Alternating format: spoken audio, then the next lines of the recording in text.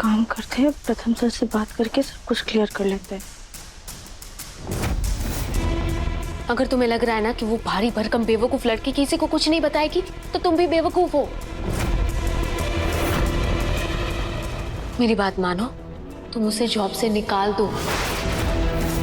तुम्हारे लिए अभी सेफ ऑप्शन बस वही है। तुम कैसी बातें कर रहे हो निहारिका? इतनी सी प्रॉब्लम के लिए मैं उसे जॉब से निकाल दूं? मैं बात करूंगा ना उससे।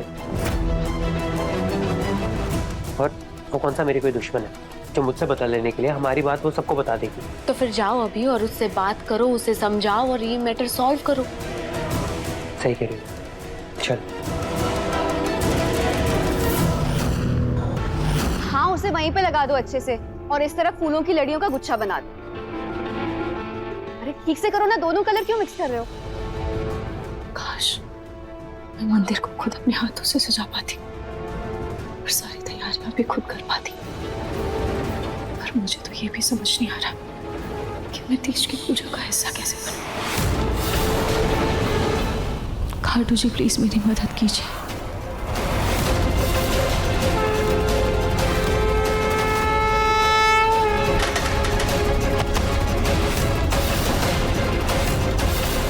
अरे क्या हुआ? ये कैसा घटिया काम कर रहे हैं आप? एक चीज ढंग से नहीं की आपने। जब से देखो टाइम लिए जा रहे, कुछ भी टाइम पे नहीं कर रहे। चलो निकलो यहाँ से, बस शक्ल देख रहे हैं। अरे रोली, ये क्या किया तुमने? शांति से बात करके काम करवाना चाहिए ना। अब एन वक्त में सजावट कैसे होगी? मम्मी जी, मैं अभी फोन करके किसी दूसरे डेकोरेटर को बुला देती हूँ। हाँ जाएगा ना, कोई ना कोई मिल जाएगा, आप टेंशन मत लीजिए। अरे मिल जाएगा तो ढूंढो ना। हाँ, समय कितना कम बचा है। माँ जी देखिए ना क्या करती है लड़की। फोन करती हूँ।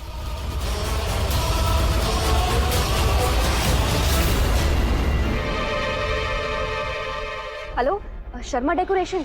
मुझे ना तीज की पूजा के लिए घर में डेकोरेशन करवाना है। सॉरी मैडम, सारी बुकिंग हो चुकी है। मेरे पास काम के लिए आदमी भी नहीं है और माल भी नहीं है।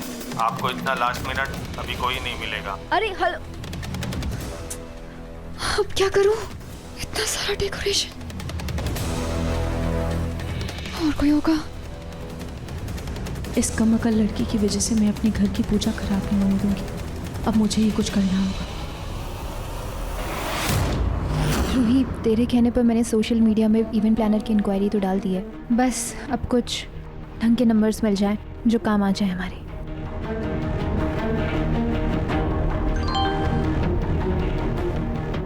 चलो, मिल गया। मेरे किसी फ्रेंड ने इवेंट प्लानर का नंबर तो भेजा है, लेकिन एक प्रॉब्लम है। प्रॉब्लम?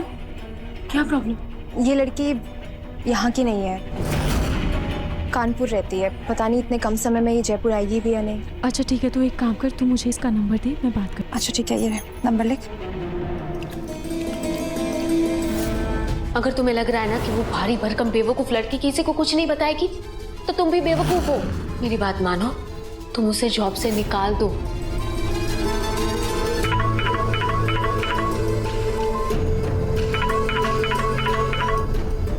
किसका नंबर है? आप कौन?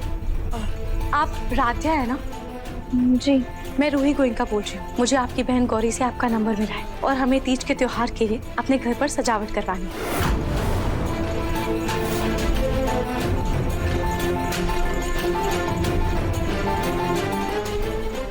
जयपुर?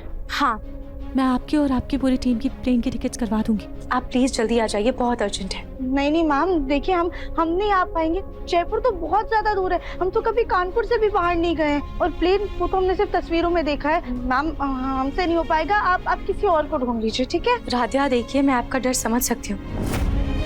मुझे आपकी बहन गौरी ने बताया कि कैसे उनको चोट लगने के बाद आपने उनकी मदद की, इतनी बड़ी शादी को अकेले संभाला। फिर तो ये एक छोटा सा तीज का त्योहार ही है जिसकी सजावट आपको करनी है। आप तो ये आसानी से कर लेंगी।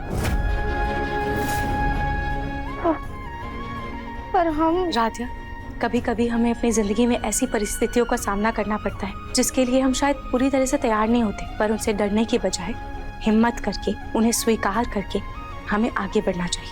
यही तो जिंदगी है।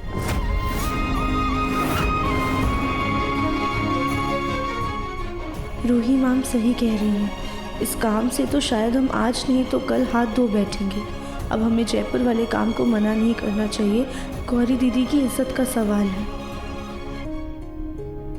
ठीक है मैम, हम आ जाएंगे। Thank you so much Radhiya, इतने ऐन वक्त पर बताने के बाद भी आपने यहाँ पर आने का फैसला लिया। Thank you. तीज तो हमारे भोलेनाथ का त्योहार है और उनके लिए हम कभी भी मना नहीं कर सकते। और वैसे भी आपको पता है, हमारी मम्मी भी ना तीज का व्रत रखती थी। हो सकता है ये उन्हीं की मर्जी हो, तभी तो कानपुर में रहते हुए हमें जयपुर का काम मिला है। तुम बिल्कुल सही कह रही हो। आप बिल्कुल भी चिंता मत कीजिए, हम समय से पहुंच जाएंगे रूही मैम। मैम नहीं, सिर्फ रूही कही। आपको देखकर, आपकी बातें सुनकर अपनापन सा महसूस हो रहा है। ऐसा लग रहा है जैसे किसी बिछड़े हुए दोस्त से बात कर रही है। ठीक है रूही, आप चिंता मत कीजिए, हम आ जाएंगे। ठीक है, मैं आपको एड्रेस भेज देती हूँ। से बात करके हमें भी बहुत अपनापन सा लग रहा है। ऐसा लग रहा है जैसे भी बहुत पुराना रिश्ता है। खैर, ये काम तो हम कर देंगे, पर पहले हमें प्रथम सर को समझाना होगा कि उनका सीक्रेट हम किसी से नहीं कहेंगे।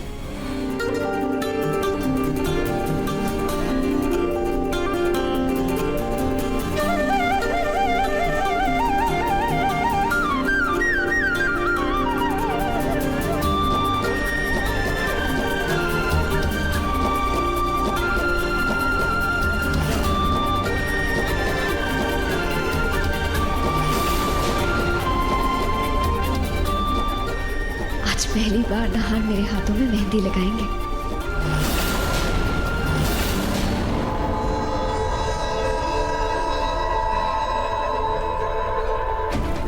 हे भगवान, जीजू सच में इस रोली को मेहंदी लगाएंगे क्या? नहीं नहीं, मुझे अपनी बहन पर पूरा भरोसा है। वो आज की पूजा में ऐसा अनर्थ कभी नहीं होने देगी।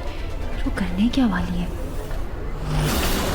सोनी जी, तो बताइए आपके हाथों में कौन सा डिजाइन बना?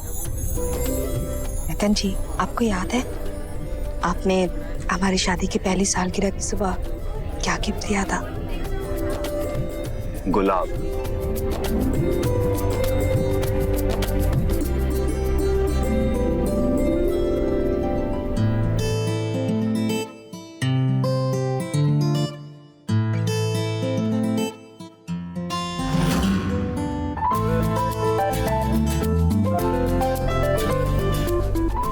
जूही, आज मैं तुम्हारे हाथों में ऐसा डिजाइन बनाऊंगा जो है तो मेरे पास, और उसके बिना मैं जी भी नहीं सकता, लेकिन तुम्हारे बगैर उसकी कोई कीमत नहीं।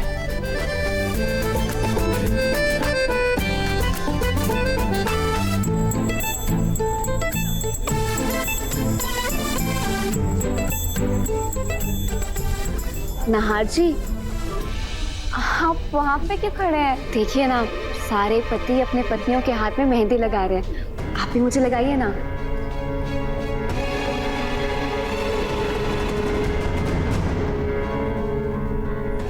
क्या हुआ दामाद जी, आप रुक क्यों गए? आइए आराम से। क्या दामाद जी, क्या हुआ? क्या सोच रहे हैं आप? और जी, मैं आपकी रूही हूँ, आपकी रूही। पता नहीं ऐसा क्यों लग रहा है जैसे कि ये सही नहीं है। मेहंदी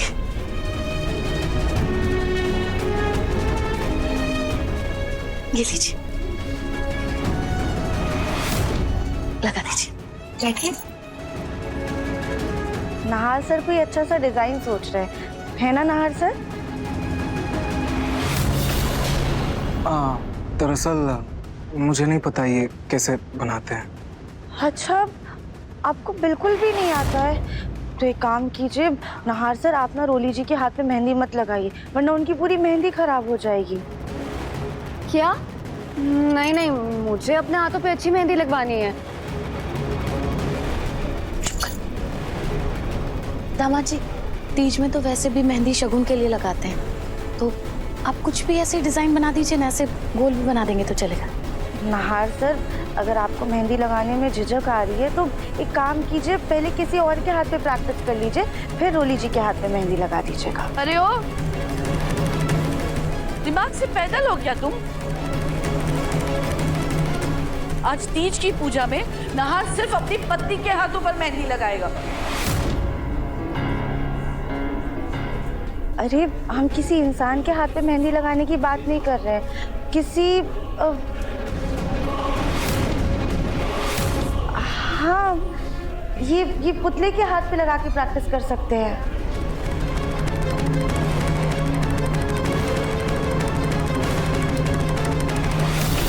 ये पुतला? पर ये पुतला यहाँ किसने रखा? ये तो मैंने क्लाइंट की प्रेजेंटेशन के लिए निकाला था, लेकिन ये यहाँ कैसे आ गया? शायद ये नहार सर की प्रैक्टिस के लिए ही बाहर आया है। अब पुतले पे मेहंदी लगाने में किसी को तकलीफ तो नहीं है ना? हम लेकर आते हैं।